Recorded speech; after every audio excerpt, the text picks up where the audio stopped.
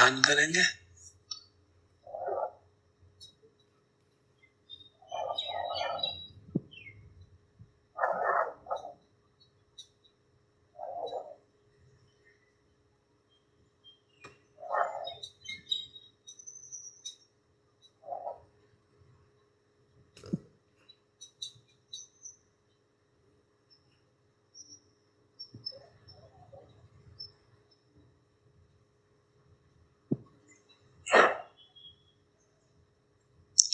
रोज की तरह पहले अपना पोस्चर एडजस्ट कर लेंगे, मन की स्थिति कैसी है, और उस अनुरूप ध्यान करते हुए चित्त को थोड़ी देर शांत कर लेंगे। और फिर वेदनानुपश्यना,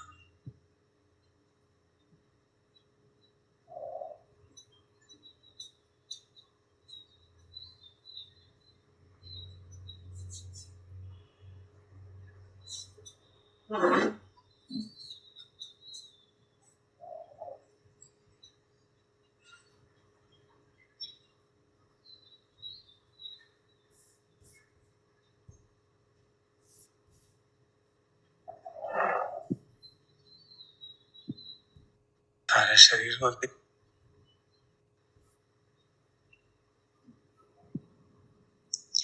वेदनानुपश्यना के लिए we can keep an open awareness. किसी एक स्थान पे फोकस न करके सारे शरीर को देख रहे हैं, सभी इंद्रियों के प्रति सजग हैं। जहाँ पे भी कुछ खटपट होती है, वेदना होती है, वहां पे जहाँ भी कुछ इंपेंजमेंट होगा,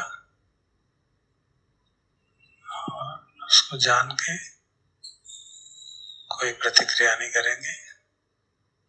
जानेंगे सुखद है, दुखद है, और देखेंगे कि बदल रहा है।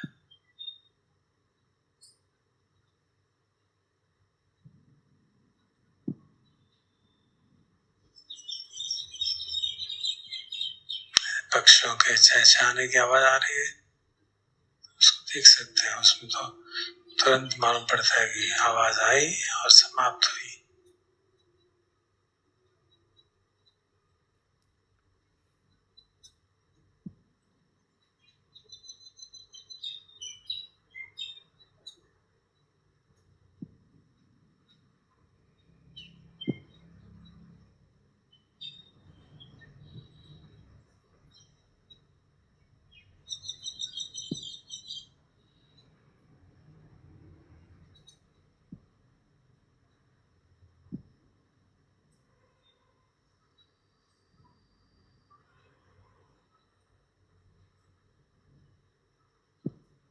खूब सजग रहेंगे तो ये मालूम पड़ेगा कि हम सुनने पे रुक नहीं पाते।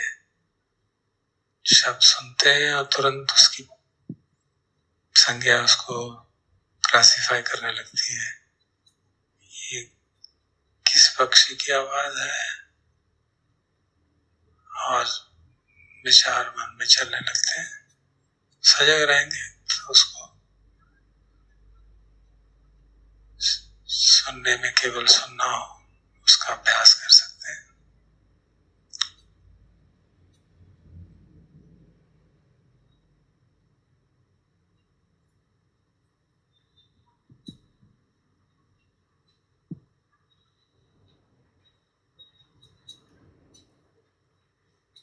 और जब कोई बाहर से इम्पेंजमेंट नहीं है, साउंड नहीं है, तो शरीर के ऊपर होने वाली वेदना है। स्वाभाविक रूप से जो भी वेदना हमारी अवेयरनेस में आती है, उसी को जानते हैं। कोई अपनी तरफ से प्लान बना के स्कैन नहीं करेंगे।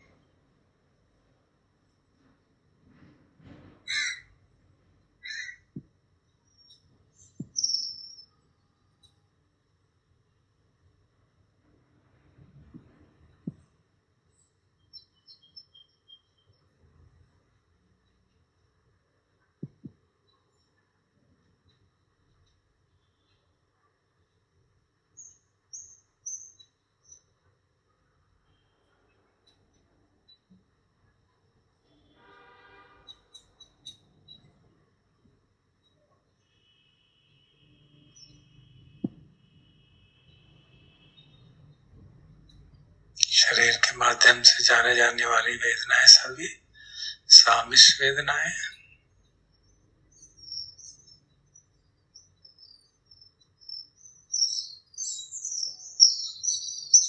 सभी इंद्रियों के द्वार पे होने वाली वेदनाएं सामिश।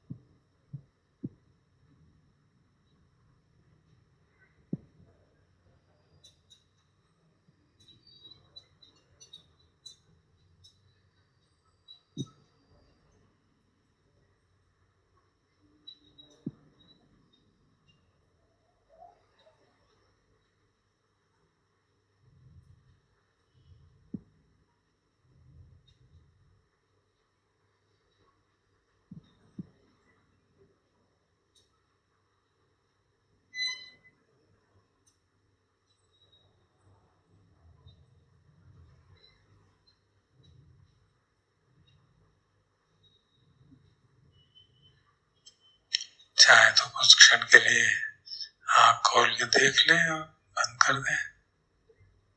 चक्षु के द्वार पे रूप के स्पर्श से कैसी वेदना होती है, क्योंकि घर पे बैठे सब चीजें फैमिलियर है, तो बेसिकली सुखद दुखद वेदना ही होती है। लेकिन आवश्यक नहीं, कई बार कोई चीज अच्छी नहीं लगती, इधर से उधर हो गई, बदल गई, तो सजग रहेंगे तो स्पष्ट मालूम पड़ेगा कैसे संज्ञा के प्रभाव से वेदनाएं बदलती रहती हैं।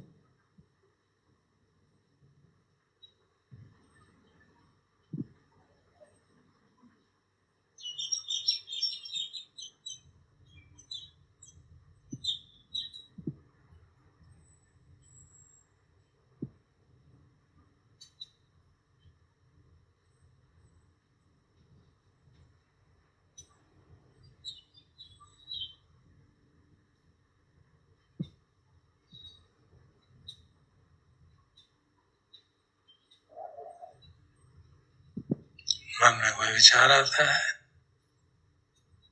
देख सकते हैं, जैसे होश आया तो फिर वापस आ जाएंगे। लेकिन फिर पर्यवेक्षण कर सकते हैं ये विचार कैसा आया, कैसी वेदना थी, कैसे मुझको खींच के ले गई।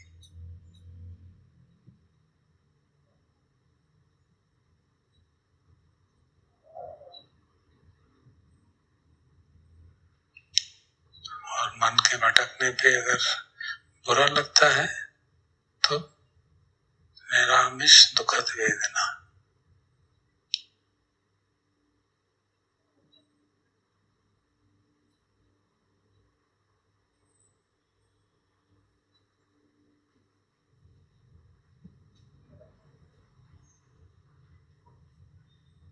उसको जान लेंगे तो आगे प्रपंच नहीं चलेगा, जानेंगे नहीं तो प्रपंच चलना मुश्किल हो सकता है। मेरा तो मन कभी रुकता ही नहीं है, विचार ही आते रहते हैं, ऐसा ऐसा ऐसा, ऐसा। जान लेंगे दुखद वेदना तो वही रुक जाएगा।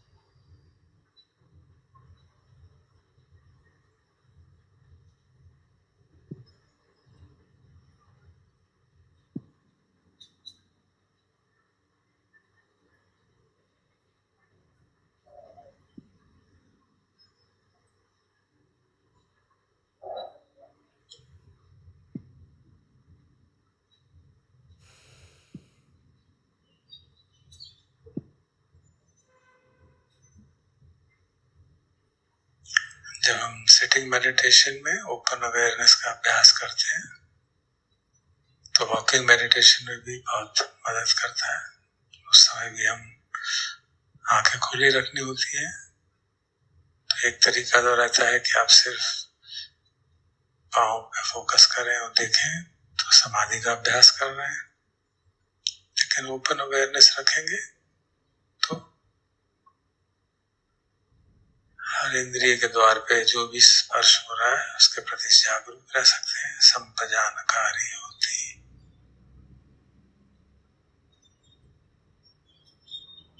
गच्छन्तो वा गच्छामि ते जानाति, तो एक बात है। और दूसरी, जो भी जानकारी हुई है, इंद्रियों, आंख खुली है, सामने कुछ दिख रहा है, उसका इम्पैक्ट क्या हो रहा है?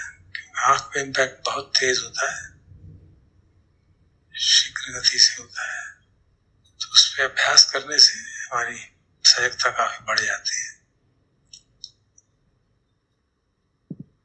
आप चल रहे हैं, उधर से लोग भी आ रहे हैं। जैसे मैं मॉर्निंग वॉक में जाता था, अभी तो बंद हो गया कई महीनों से, तो आसपास का दृश्य जो है कैसे इम्पैक्ट करता है हम पे मालूम पड़ जाता है। कहाँ हम सुखद वेदना दुखद वेदना पे रुक पाए, कहाँ हमने प्रतिक्रिया कर दी, सब मालूम पड़ने लगता है। चलते चलते कुछ देखा, अच्छा लगा, फिर आगे गए। फिर अगर हमने मुड़ के फिर देखने की कोशिश की तो स्पष्ट है कहीं ना कहीं राग जग गया था या द्वेष जग गया था, इसीलिए दोबारा उस तरफ जाने का प्रतिक्रिया हो रही है। तो इस प्रकार से अपने मन को देखते हुए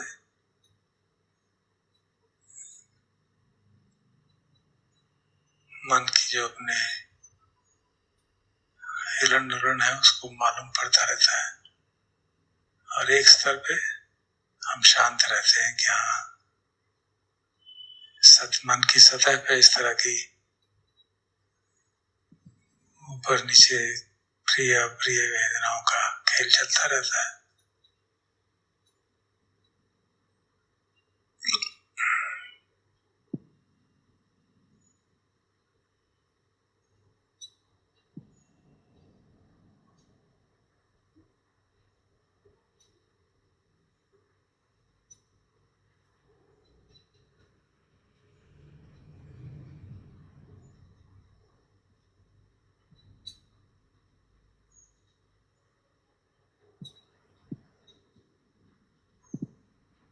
एक और इंस्ट्रक्शन भगवान ने दी, जिसपे ज्यादा हमने चर्चा नहीं की। इति अज्जतं वा वेदनानुवेदनासु इति अज्जतं वा वेदनानुपस्सी विहरति, बहिर्दय वा वेदनासु वेदनानुपस्सी विहरति, अज्जत बहिर्दय वा वेदनासु वेदनानुपस्सी विहरति। अपने भीतर क्या हो रही है वेदनाएं उसको जानता है, और बाहर क्या हो रही है उसको जानता है, फिर दोनों तरफ जानता है। तो इसका इंटरप्रिटेशन जैसे मैंने कहा, एक तो ये कि जब बैठे ध्यान कर रहे हैं शरीर के बाहर बाहर त्वचा पे, और फिर जब काफी लंबा अभ्यास करते हैं तो शरीर के अंदर भी पेनिट्रेट हो जाता है टेंशन, समाधि स्ट्रांग हो तो अंदर की वेदना ही मालूम पड़ती है। तो एक इंटरप्रिटेशन तो ऐसे किया जाता है। कि दूसरा जो ज्यादा पॉपुलर इंटरप्रिटेशन है वो ये है कि हम अपने भीतर क्या हो रहा है और बाहर क्या हो रहा है उसको भी जानते हैं, और वो हमारे को इंटरपर्सनल रिलेशनशिप्स में बड़ा मदद करता है। हम कभी बैठे हैं, बातचीत कर रहे हैं ऑफिस में, घर पे हीटेड आर्गुमेंट हो रही है, तो अगर हम देखते हैं सामने वाले के मन की, सामने वाले के फेस पे ही, तो face is the index of man. तो उससे मालूम पड़ जाता है कि इसको अच्छा लग रहा है ये कहते हुए या बुरा लग रहा है। तो उसके भीतर इस समय वेदना प्रिय हो रही है, तो ये जान के कि वो अच्छा नहीं महसूस कर रहा, और अगर हमारी मैत्री स्ट्रांग है तो ठीक है, ऐसी कोई बात नहीं कहेंगे जिससे उसको और बुरा लगे। करुणा जागती है और हमारा चित्त बेचैन नहीं होता, चाहे वो कुछ भी बोलते रहे। जैसे हमने सुना था कंपैशनेट लिसनिंग, तो कंपैशनेट लिसनिंग का ये अंग है कि हम उसको देख रहे हैं, जान रहे हैं और महसूस कर रहे हैं कि जो बंधु सामने खड़ा बोल रहा है उसके मन में क्या हो रहा है, ये इन्फ्लुएंस निकाल रहे हैं। सामान्यतः इन्फ्लुएंस ठीक ही होता है, हालांकि कई लोग चतुर होते हैं कि उनके चेहरे पे मालूम नहीं पड़ पाता, तो हमें सजग रहने की जरूरत है। लेकिन सामान्यतः मालूम पड़ जाता है, सामने वाले की टोन, वॉइस की टोन कैसी है, उससे मालूम पड़ जाता है कि वो दुखी है, नाराज है, परेशान है। और फिर उसकी वो वेदना को जानना का मतलब हुआ भाईदा वेदनासु वेदनानुपस्सी विहरति। जब हम ऐसे जानते हैं तो प्रतिक्रिया करने हमारी रुक जाएगी, नहीं तो तुरंत हम प्रतिक्रिया कर सकते हैं। वो अगर गुस्सा हो रहा है तो हम भी गुस्सा कर सकते हैं, वो कुछ एलिगेशन लगा रहा है तो हम भी डिफेंड करने लगते हैं।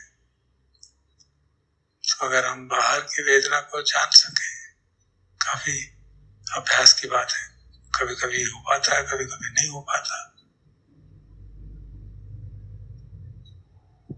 तो ये भगवान की पूरी शिक्षा है, हम देख सकते हैं कितनी कॉम्प्रहेंसिव शिक्षा है। इसलिए कहते हैं स्वाख्यातो भगवता धम्मो, पूरी तरह आख्यात की हुई हर पहलू का।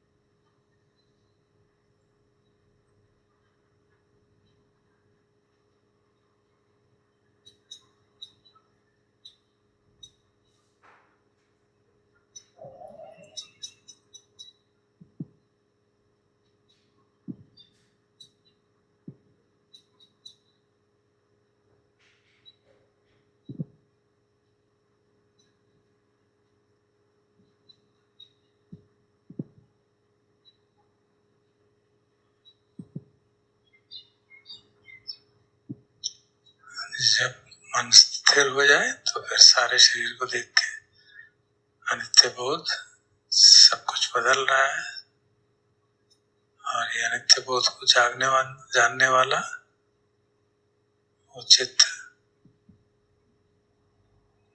जो शक्ति है हमारे में जानने की,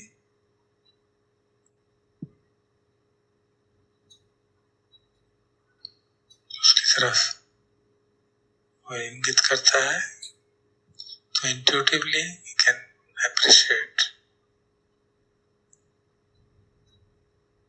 क्योंकि वो जो जानने की शक्ति है उसको हम ऑब्जेक्ट की तरह नहीं देख सकते, वो सब्जेक्ट है।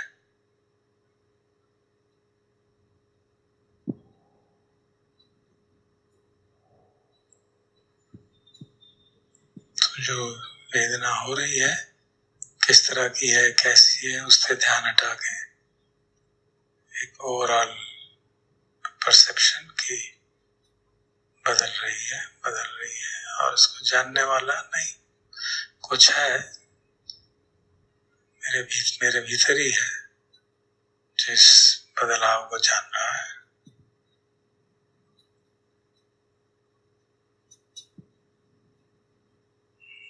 जिसको बुद्धो कह के पुकारते हैं, अजानचा अजानसो को कहते हैं,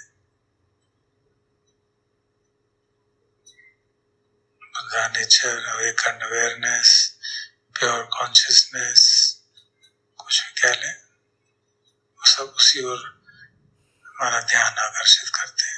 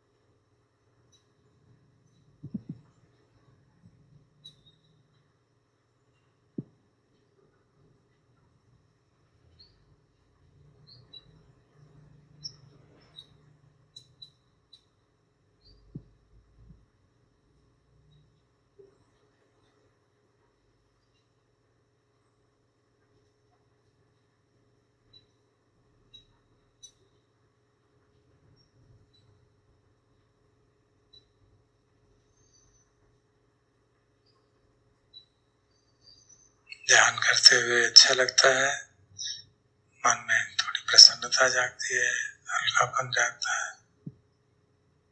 तो उसको भी जान लेंगे, सुखद निरामिष वेदना। क्योंकि नहीं जानेंगे तो प्रतिक्रिया होने लगी, ओ मैं बहुत अच्छा ध्यान करने लग गया हूँ, अब तो मैं कहीं जा रहा हूँ, कुछ पहुंच रहा है, कुछ प्राप्त हो रहा है, शीघ्र ही निर्वाण प्राप्त होगा, और प्रपंच चालू हो जाता है। जिस प्रकार मन भटकने पे द्वेष जागता है, मन के समाहित होने पे राग जागने की संभावना रहती है, तो उसको जान ले, अच्छा लग रहा है, ठीक, उसमें कोई दोष नहीं है। तो ये इसी को भगवान कहते हैं सुखद निरामिष वेदना।